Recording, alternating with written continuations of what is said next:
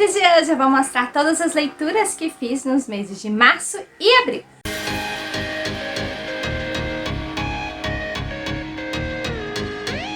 Oi gente, eu sou a Kellen e no vídeo de hoje a gente vai conversar um pouquinho sobre todas as leituras que eu fiz nesses dois últimos meses, março e abril. Eu tenho muitas leituras legais pra mostrar pra vocês e indicar também, tá bom? Mas antes da gente começar, não se esqueça de se inscrever no canal se você não é inscrito, curtir o vídeo, ativar o sininho, porque aí o YouTube te avisa quando vai ter vídeo novo aqui no canal. As minhas outras redes são sempre atualizadas, o Instagram, o Scooby, você pode me acompanhar por lá. Então não se esqueça de me seguir também nessas outras redes. O blog também tem postagem toda semana, então fiquem à vontade. Tem muitas resenhas e não só de livros, sim, de séries, filmes, doramas. Então tem várias indicações bacanas no blog pra vocês. Não deixe de acompanhar por lá, o link tá tudo aqui na descrição. Também meu link patrocinado da Amazon, caso você queira comprar algum desses livros, eu vou deixar o link aqui na descrição, que aí você comprando com o meu link, eu recebo uma pequena comissão da Amazon por indicação e você contribui para o meu trabalho. Além disso, deixo os outros links também para compra geral. Vocês podem comprar qualquer coisa com o meu link geral, que também vai estar me ajudando, tá bom? Com o meu trabalho, e eu vou mostrar pra vocês o tamanho das leituras que foram esses últimos meses. Gente, é muita coisa. Então, eu fiz por ordem. Eu vou começar primeiro pelos 3 mangás que eu li, porque eles são rapidinhos, né? Eu continuo lendo o Sagittrópio. Eu li o volume 5, que tem essa capa aqui. A gente tem um pulo de crescimento, né, da Rin. E aí a gente... É bem legal, gente. E aí a gente começa a ver ela no colegial, com o amiguinho dela que cresceu junto com ela. E eles realmente mantiveram contato, né? E aí aqui tem algumas páginas coloridas. E aqui tem alguns dos personagens que mais aparecem. A Reina, que é a prima dela, né? Que já apareceu nos outros mangás. A mãe do Kyoki, que é o amiguinho dela, que é a Nitani. E aí a gente vê muitas coisas legais. Esse é o volume 5. Esse aqui é o volume 6. Vou mostrar pra vocês. O 6. A Rin, no 6, ela tem que enfrentar uma ex-namorada doida do Kyoki. Ridícula aquela menina. Mas ela é muito madura, sabe, gente? Eu fico impressionada como essa menina é madura, né? Desde quando ela foi adotada, ela já mostrava esses traços de maturidade acima da idade dela. E a gente tem ela e o Kyoki, né, na escola, algumas imagens coloridas, mas são poucas, na verdade. A gente vê a interação do Kyoki com a mãe e ele começa a ter um pouco de responsabilidade, ele começa a querer a se sustentar, arrumar um emprego, construir um futuro, pra poder cuidar da mãe dele, o que é muito bonito, gente. Então, assim, essa aqui é a namorada doida do Kyoki. E aí ela fica perseguindo a Rin, é mó ridículo, sabe? E nesses volumes, assim, a Rin, ela fica na indecisão se ela realmente gosta do Kyoki só como amigo ou como um possível talvez. E aí ela descobre que, tipo, sim, teve uma época que ela gostou dele como mais. Só que depois, como ela se decepcionou muito com ele quando ele namorou aquela outra menina doida e ela ficou perseguindo ele e tudo mais, esfriou, sabe? E realmente ficou só amizade. Coitado do Kyoki, né? Enfim. Porque ele não vê as coisas dessa forma. Aí temos a Rin aqui. Também mais uma página colorida. É muito... A gente volta a ver a mãe da Rin e o que ela tá fazendo nos dias de hoje, né, depois de tantos anos.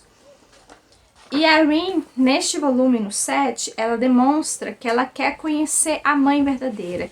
E ela não quer contar isso pro Daichi, então ela começa a procurar sozinha, vai nos registros sociais pra ver o endereço atual da mãe dela. Enfim, ela tenta de outras formas pra não perguntar, mas ele acaba descobrindo que ela fez essa pesquisa e eles acabam sentando e conversando. E ele avisa pra mãe da Rin que ela quer conhecer ele, que a hora chegou, né? Que ela quer conhecer ela. E assim, gente, a mãe da Rin tá grávida de outra menina. do atual marido dela. Então, tipo, a mãe da Rin casou com um cara que agencia a carreira dela de mangaka, né, que ela é desenhista. Então, assim, muito louco, sabe? E eu gostei muito do encontro delas, foi coerente, sabe? Não foi nada fantasioso. Assim, essa história toda tá muito legal, gente. Tá muito, muito, muito boa. Qual é o único problema? Vocês viram que eu li o 7, né? Por que eu não li o 8? Porque o 8 tá em falta, em todo lugar, gente. Em todo lugar. E isso já tem mais de um ano.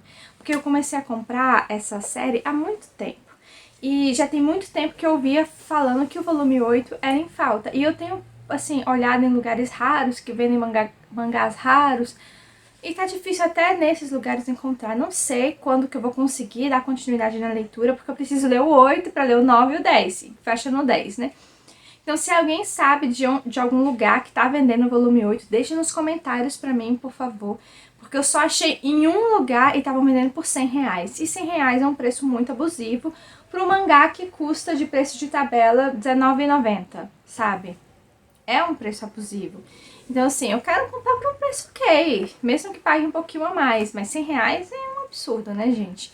Então, de mangás foi isso. E aí eu vou ver o que eu vou fazer em relação a esse volume 8. A gente tá no mês de maio, né? Eu ainda não li mais nenhum volume porque o próximo é o 8. Eu tô tentando ver se eu consigo esse 8. Se vocês souberem, deixem nos comentários pra mim, tá bom? E vamos pros livros. Eu comecei e terminei esse romance, o Simplesmente Paraíso, é o volume 1 do quarteto Smith, que é o quarteto que toca, que faz aqueles concertos anuais nos livros dos Bridgertons. Todo livro do Bridgertons tem algo sobre esse quarteto. E é sempre da mesma família, e são sempre as mulheres da família que se unem para fazer esse concerto. E aí elas variam, algumas são no violino, algumas são no cello, algumas são no piano, e vão variando, mas sempre são 4. E aí casou, aí entra outra no lugar, é assim que funciona. E aí a gente conhece a história da Honória, que tem um irmão Daniel, que foi exilado por uma briga e um duelo que deu muito errado, sabe? O outro acabou ferido e o Daniel foi ameaçado. E aí o Daniel fugiu. E aí o Daniel, antes de fugir, pediu pro Marcos cuidar da Honória. O Marcos era o melhor amigo do Daniel, frequentava a casa do Daniel, conhecia a família, conhecia a Honória desde criança.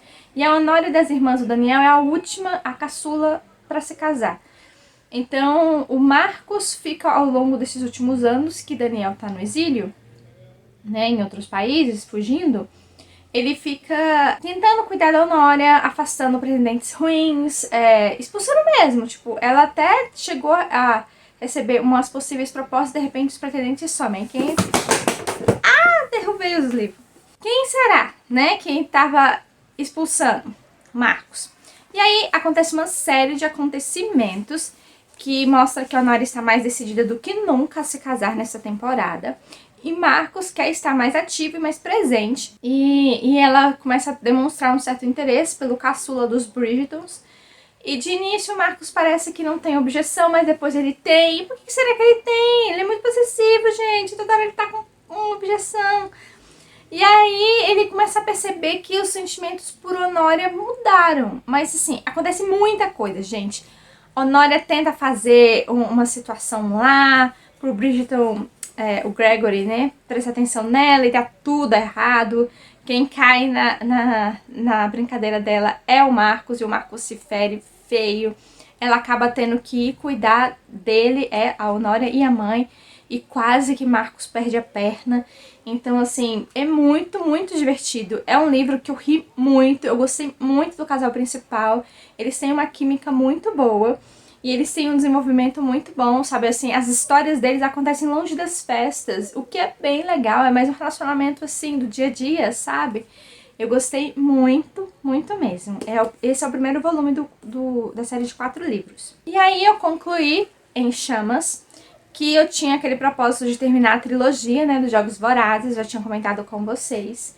Inclusive eu fiz vídeos especiais da trilogia, tá aqui no canal, vocês podem procurar lá na aba dos vídeos. Eu fiz 5 motivos pra ler essa trilogia, caso você ainda não leu, só viu os filmes ou só ouviu falar da história e não conhece, porque os filmes já são um pouco antigos, né? Vai lá assistir 5 motivos incríveis para vocês poderem ler essa série. E também eu fiz um especial da trilogia, trouxe informações da escritora, informações da época. É muito legal, curiosidades, falei um pouquinho de cada livro e dei um trechinho, na minha opinião, de um pequeno spoiler no final, mas eu aviso. Então é super tranquilo, vocês podem ir lá conferir. E nem é um spoiler de verdade, mas mais uma opinião. Então, assim, eu fiz todo um conteúdo bacana sobre essa trilogia, não deixem de conferir. O Em Chamas, a gente tem exatamente a continuação dos Jogos Vorazes, de como ele terminou. Jogos Vorazes a gente termina com Katniss e o Peeta voltando, né, pro Distrito 13, Distrito 12, né. E assim, o Em Chamas ele mostra como é que é a vida dos vitoriosos. Eles já estão vivendo na aldeia dos vitoriosos, eles têm comida à vontade, roupa à vontade, dinheiro à vontade, então tipo, eles não passam necessidade mais. Katniss começa a caçar por diversão, porque ela não aguenta mais ficar quieta em casa. Enquanto isso, Peeta faz os bolos confeitados, faz pães, ele sempre tá entregando pães para os seus vizinhos, que é a Katniss e também o Hammett. O Hammett que também é vizinho. Ele só tem 3 vitoriosos, né? Então a gente tem toda essa situação do dia a dia deles e aí eles já estão se preparando para ir pra turnê dos vitoriosos, onde eles têm que passar por todos os lugares lá, se apresentando como vitoriosos, para todo mundo conhecer eles. E aí, quem vai visitar Katniss? O Snow. Sim, o Snow, Snow. Não é Game of Thrones, né? É Snow. Ele vai lá ameaçar Katniss porque tá tendo muitas revoltas. Muitas mesmo, muitas rebeliões em vários distritos. E a culpa, segundo ele, é da Katniss por ela ter ganhado em dupla. E deveria ser um ganhador só. Só que a gente sabe que o buraco é muito mais embaixo. É muito fácil o Snow jogar a culpa na Katniss. Porque você ficou com aquelas amoras, a culpa é sua, tá tendo rebelião. Você tem que convencer a todo mundo que realmente você é muito apaixonada por ele. E não sei o que, não sei o que. Porque senão eu vou começar a matar quem você ama. Então assim, é uma ameaça muito tensa. Tem vários momentos que ele ameaça ela. Então, assim, ela fica num momento muito tenso, sabe? Do livro, porque ela tá sempre coagida pelo Snow para que ela consiga fazer aquilo que ele quer para proteger as pessoas que ela ama. E aí, no meio disso, vem o massacre quaternário e ele decide pegar a ceifa dos vitoriosos. Então, claro que tudo aquilo que foi prometido para eles não foi cumprido. Qual era a promessa? De que eles não iriam nunca mais entrar nos Jogos Vorazes, que eles teriam uma vida tranquila.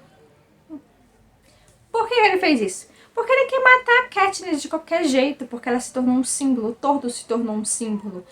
Então, ele quer matar ela na frente de todo mundo. Então, dá um jeito de jogar ela dentro do massacre. E ela é a única vitoriosa mulher. Então, não tem como ter sorteio. É ela e acabou. O livro é muito intenso. Esse massacre quaternário é totalmente diferente. Eles já sabem como é que funcionam. Então, eles procuram aliados dessa vez. Porque dessa vez, eles são desejáveis pelos outros distributos. Então, tem toda uma pressão e tal. E o final é bombástico, né? Gostei demais desse livro. Mas eu tenho uma pequena ressalva sobre esse livro. Por que eu não dei 5 estrelas para esse livro? Eu dei 4, porque no início ele é muito arrastado, gente. Até eles entrarem na turnê dos vitoriosos é arrastado demais. Mas é uma parte que é necessária, sabe? Ser arrastada, eu entendo. Mas foi difícil de ler, então não tem como eu ignorar isso. Concluí também Aurora Ascente, que é a meu princípio parece que é uma trilogia, tá, gente? De ficção científica, de viagem interplanetária, de naves espaciais, guerras e mal tentando destruir os mundos, né? É uma história muito complexa que mexe com entes sobrenaturais. que organizam o espaço.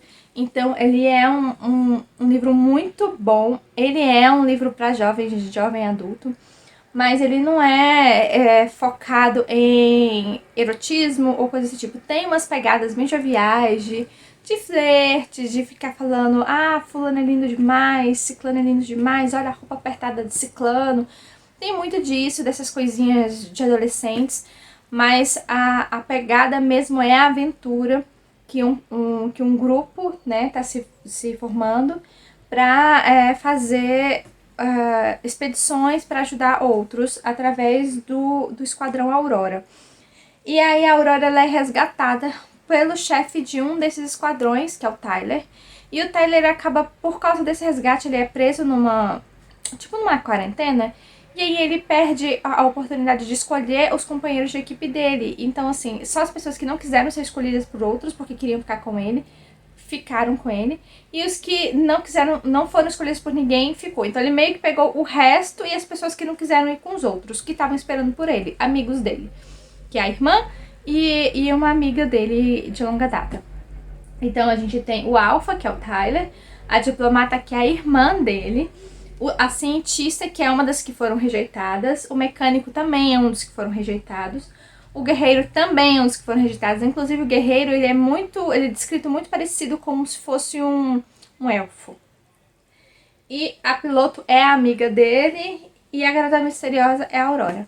Então, tem todo um mistério através da Aurora, porque começam a perseguir a Aurora, sabe? E aí o Tyler e a equipe dele começam a proteger ela e tentar levar ela para algum lugar que ela possa estar segura ou que ela possa realmente descobrir o que ela pode fazer. Então a Aurora começa a demonstrar que ela tem poderes, por ela ter ficado muito tempo na dobra, adormecida, e ela tem vários poderes e tal, e essas entidades sobrenaturais, elas se comunicam através dela. Então é muito louco, eu gostei muito, os personagens eles são extremamente cativantes. O segundo livro tá lançando agora no mês de maio, vai sair no meu vídeo de lançamento do mês de maio, que é o Aurora Art. E quem é a capa, porque essa é a Aurora, né? Quem é a capa do livro é o guerreiro, que é esse elfo que eu falei pra vocês, que parece muito um elfo. Então, assim, eu gostei bastante. É um livro que super indico pra quem gosta de ficção científica, gosta muito de aventura intergaláctica, tem que conhecer. A Insustentável Leveza do Ser, ali dentro do Clube do Raul, né? Ele é um livro muito, muito bom. E eu li ele dentro do mês de abril, ele foi o livro de abril. E eu gostei demais, gente. Não conhecia o Milan Kundera. A gente tem uma época de guerra, né? Do nazismo e de toda aquela confusão deles ficarem anexando países. E o que aconteceu com a população, sabe? Dentro disso, a gente tem vários protagonistas e a gente conhece a história deles do início ao final. Sim, a gente conhece até como é que eles morreram, como eles foram enterrados. Até esses detalhes a gente sabe, fica sabendo. É muito impressionante.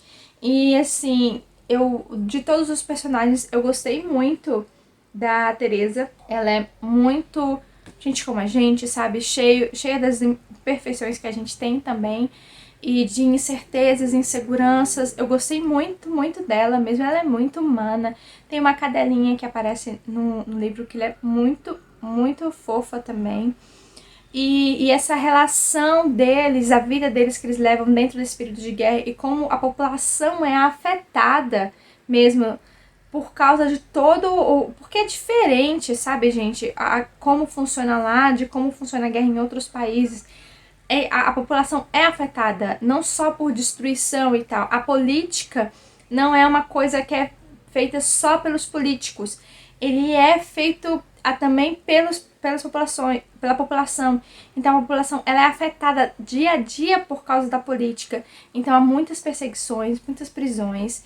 A gente vê o que acontece com o cara com quem a Teresa se relaciona, que é o Thomas. Ele é um médico super respeitado. Então, assim, ele vai perdendo muito prestígio. Eles chegam a fugir pra Turquia, mas depois a Teresa volta, ele volta atrás dela. E aí, gente, É aquela... E a história rola sempre naquela época que foi dita como Primavera de Praga. Então, muita coisa ruim acontece nessa época em Praga. E eles estão lá. Então, assim, a gente conhece uns relatos muito intensos. E eu gostei demais da escrita do Mila Kundera. Várias vezes ele quebra a quarta parede e conversa com você. E começa a falar pra você, leitor, o que ele acha dos personagens. É muito interessante, super indico muito a leitura. E aí eu completei a leitura da trilogia A Esperança, que com certeza é o meu livro favorito da trilogia.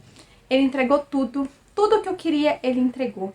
A gente tem uma mudança muito forte na personalidade da Katniss e ela começa a entender como realmente o mundo funciona e que ela pode até ter saído da arena, mas os Jogos Vorazes continuam de uma forma bem atípica, de uma forma oculta, e que ela tem que dar um jeito de sobreviver e fazer as suas manobras para conseguir o que ela quer.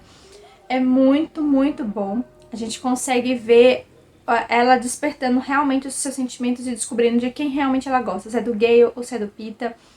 Ela tentando defender o Peeta a todos os custos. É muito bonito, gente. Eu gostei demais do livro. Da cumplicidade, sabe? De como um entende o outro, do Peeta e da Katniss. Eles viveram algo únicos que os marcou e os traumatizou pra vida inteira. E só os dois se entendem. Não dá pro Gale se meter no meio disso, sabe? Ele perdeu essa na hora que ele não se ofereceu pra ir no lugar. Mas ele também não poderia, porque ele tinha que cuidar da família da Katniss. Então, assim, ele perdeu ela completamente na hora que ela foi pros Jogos Vorazes. E ele sabe disso. Então, no início desse filme, ele é muito possessivo. No início do livro, ele é muito possessivo.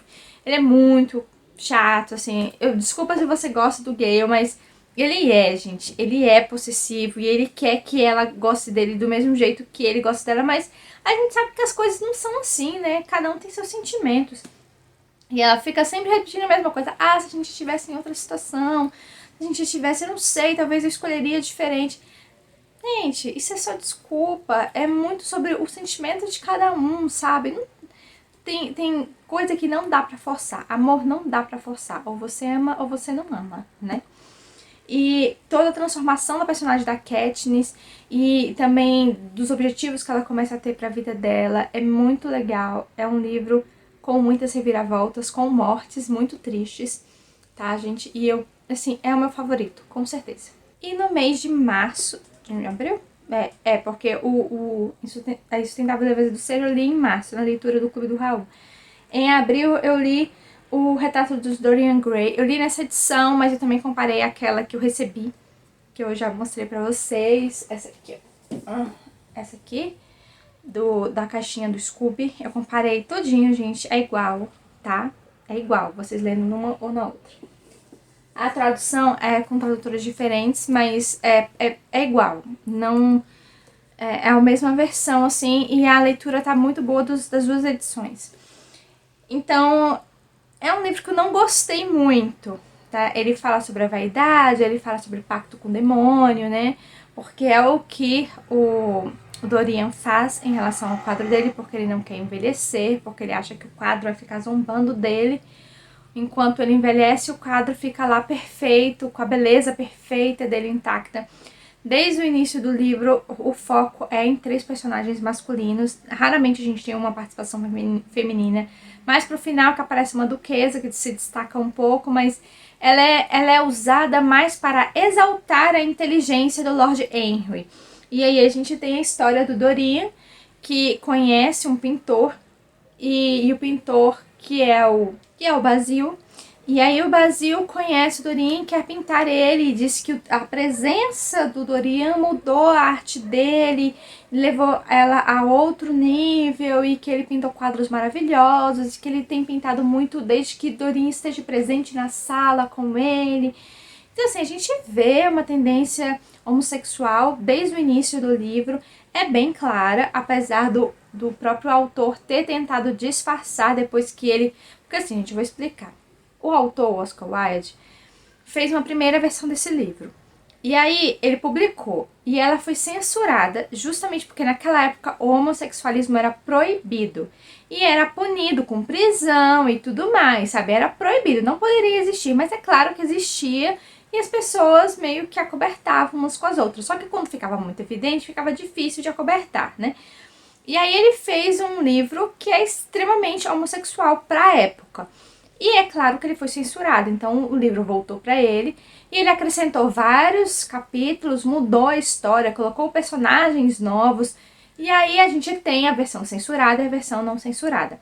A versão censurada, ela é mais completa, porque a história segue outro caminho. A gente tem mais personagens, mais conteúdo, mais contexto. E dentro desses mais personagens tem a figura da Duquesa, que ela é usada para exaltar a inteligência de Lord Henry. Então a gente tem esse trio, que é o Basil, Lord Henry e o Dorian. Então, enquanto no início do livro o Basil está conversando com o Lord Henry, falando que ele tem essa pessoa, que ele está pintando e tal, Lord Henry fica doido para conhecer, mas o Basil não quer que ele conheça porque ele sabe que o Lord Henry vai corromper o Dorian. E é o que acontece. Logo em seguida, o Dorian chega e o Dorian fica encantado com o Lord Henry e aí começa a rolar a corrupção da alma do Dorian. E tudo que o Lord Henry queria fazer, se ele fosse bonito como o Dorian, ele coloca para o Dorian fazer. E ele instiga o Dorian a fazer. E o Dorian faz. Então, depois que ele faz esse pacto, ele começa a corromper a alma dele com vários pecados, várias coisas. Nessa edição, que é censurada, a gente não tem, assim, muitos detalhes dos pecados que ele cometeu. A gente tem algumas coisas, tipo consumo de ópio, prostituição, aliciar outras pessoas também para viver à margem da sociedade, ter uma vida dupla, que é o que o Dorian começa a construir, uma vida à noite, outra vida de dia. Então, assim, mas eu sei que na versão não censurada isso é mais aprofundado. Não tenho interesse em ler a versão censurada, porque eu sinto que essa é bem mais completa em relação à história. E o que me importa é a história. Então, sim, ele é um romance homossexual, datado dessa época.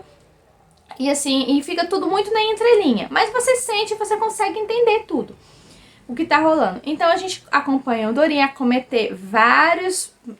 E assim, cada vez que ele vai fazendo mais coisas ruins, não só com ele, mas com outras pessoas, o retrato vai se destruindo e vai se tornando uma pessoa ruim, até que ele mata uma determinada pessoa e aí o retrato fica com a mão sangrenta. Então tudo o que ele faz reflete no retrato.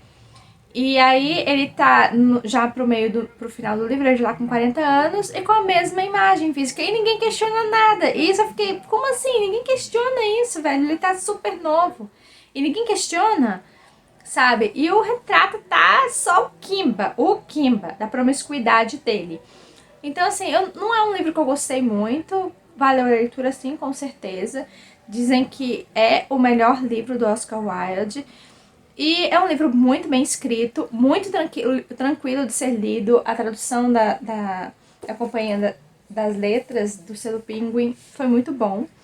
Não tenho queixas, eu li muito rápido o livro, gostei bastante. E ao longo da leitura também descobri mais sobre a vida do Oscar Wilde. Ironicamente, né, depois que ele escreveu esse romance, ele acabou vivendo uma história parecida na vida real dele, com uma outra pessoa que se tornou o Dorian dele, que era bem descrito como o Dorian do livro, tipo, tinha a mesma composição física, né? Então, assim, e por causa dele, toda a vida dele foi desgraçada. E, assim, ele parou na prisão. E, gente, foi sinistro, sabe?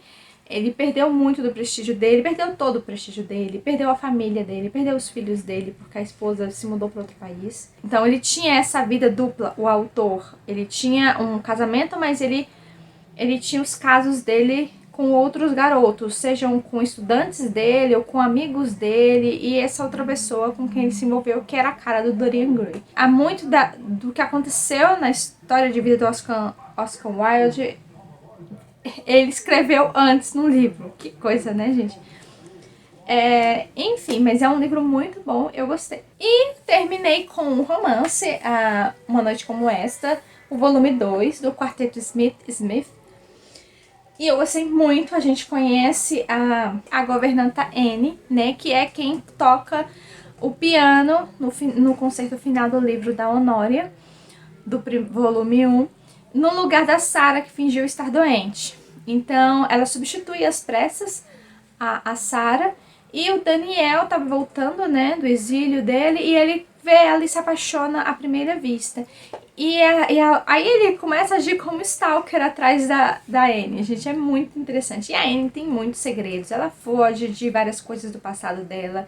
O livro é muito bem escrito. Ele tem mistério, ele tem pessoas atacando o conde, né, o Daniel, e ele fica sem saber quem é que tá atacando ele, se é o pai do Hug que ele feriu ou se não é, e ele começa a ter uma amizade muito profunda com o Hug, que é com quem ele duelou.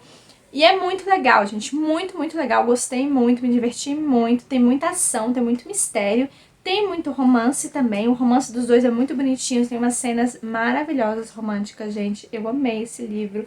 Tô amando demais esse quarteto, super indico a leitura, tá bom? Me contem nos comentários se vocês já leram esse quarteto, se já leram todos, já leram alguns. E ainda tenho mais 2 livros, né, pra ler, pra fechar essa história. E esses foram os livros que eu li nesses 2 últimos meses. Muita coisa, né, gente? Eu tô até começando a pensar se eu não começo a separar de mês em mês. Eu vou ver se... Eu acho que nesses próximos 2 meses eu dei uma reduzida um pouco na leitura, no ritmo de leitura. Então talvez eu faça junto, mas se eu sentir que o volume assim de livros começa a ficar muito grande mesmo, eu vou começar a fazer mensal as leituras, os vídeos de leituras. Mas me contem nos comentários quais desses livros vocês mais gostaram, se vocês têm interesse em algum em particular, não se esqueça de comprar com os meus links, tá bom? Tchau e até o próximo vídeo!